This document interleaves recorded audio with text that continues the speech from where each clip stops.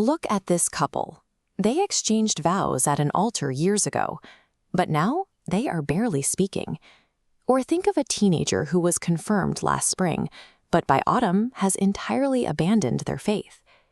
Catholic theology points to a specific requirement for these sacraments to take effect during a struggle, a requirement that many people simply ignore. The reality is a spiritual tragedy. According to strict dogmatic theology, both the couple and the teenager possess an infinite reservoir of supernatural strength. They are spiritual millionaires, but they are living like beggars, completely unaware they have a dormant asset sitting inside their souls. Receiving a sacrament does not automatically turn you into a saint. If you don't know the power actually exists or how to access it when a crisis hits, that divine assistance stays locked away. To understand what is locked away, we have to distinguish between two types of grace. First, there is general actual grace. This is a temporary passing nudge from God. It's that sudden flash of conscience to avoid a sin or an unexpected urge to pray. God gives these to anyone, at any time, out of pure mercy. We can see the difference clearly in this diagram. General actual grace is like that single coin on the left, a random cash gift handed to you on the street. It's helpful in the moment, but you don't have a permanent account to draw from tomorrow. Sacramental grace, on the right, is a legally guaranteed, permanent supernatural trust fund tied directly to a specific sacrament. Notice how that vault opens to provide a steady line of credit.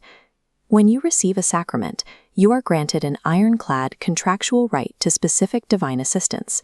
You can claim this help by right of your baptism or your marriage vows when you face a duty or temptation. Relying only on passing general grace leaves you spiritually vulnerable during your toughest trials. Understanding sacramental grace provides a lifetime of guaranteed, specialized power ready for withdrawal. This trust fund is established through the physical mechanics of the sacrament itself. In Catholic theology, God uses physical elements, water, oil, bread, or the spoken vows of a couple, as instruments to permanently alter the soul. The Church uses a precise Latin phrase for this, ex opere operato, which translates to from the work performed. It means the ritual objectively deposits a permanent mark or bond on the soul, completely independent of how holy the priest is. Through this objective action, Christ signs a contract on your behalf. He establishes a fully funded, permanent account of grace.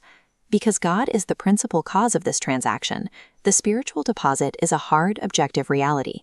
The bank cannot default, the funds never expire, and the devil cannot steal the account. Christ establishes 7 distinct portfolios. Each one is a specialized tool engineered for a distinct spiritual job. Baptism is the fund for regeneration.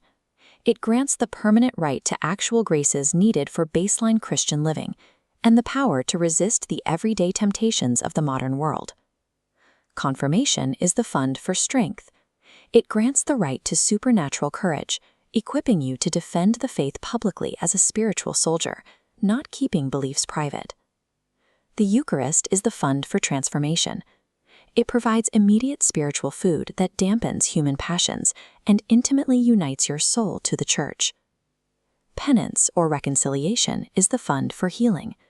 It repairs psychological fractures and grants a specific grace to loathe future temptations. Anointing of the sick is the fund for comfort. It provides deep peace against final despair and the strength to endure severe physical suffering. Holy Orders is the fund for ministry. It grants the ordained man the permanent right to preach accurately and shepherd his flock with pastoral charity. And matrimony is the fund for fidelity. It grants husbands and wives the lifelong right to forgive each other daily and remain permanently united through family burdens. The human soul is now equipped with a highly specialized toolkit. Rather than relying on a generic power source, you have specific, targeted interventions for every distinct phase and crisis of life. This brings us right back to the kitchen with the arguing couple and the teenager walking away from the church. If the marital and confirmation funds are permanently guaranteed, why did they fail? This schematic reveals the missing piece. The locked vault on the left represents ex opere operato.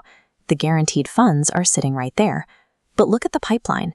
It is blocked by a closed mechanical valve. This valve is called ex opere operantis, the work of the doer. It does not activate on its own. To withdraw funds, the believer must make a conscious act of free will.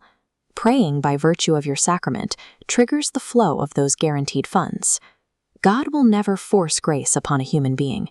He provides the infinite funds, but the believer must actively choose to sign the check.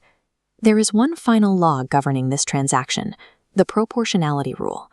The actual volume of grace flowing from that vault into your daily life is entirely measured by your interior disposition, your fervor, and your faith. If you have a deep, fervent disposition, the pipeline opens wide, delivering a torrent of grace to conquer whatever temptation you are facing. If your disposition is lazy, distracted, or cold, the pipeline constricts down to a tiny trickle. The individual believer bears 100% of the responsibility for activating and utilizing their spiritual inheritance. You can stand completely grounded against the harshest elements, but only if you use what you've been given. Christ has guaranteed a permanent reservoir of strength tailored precisely for the battles in your life. The money is in the bank, but the choice to spend it and become a saint is entirely in your hands.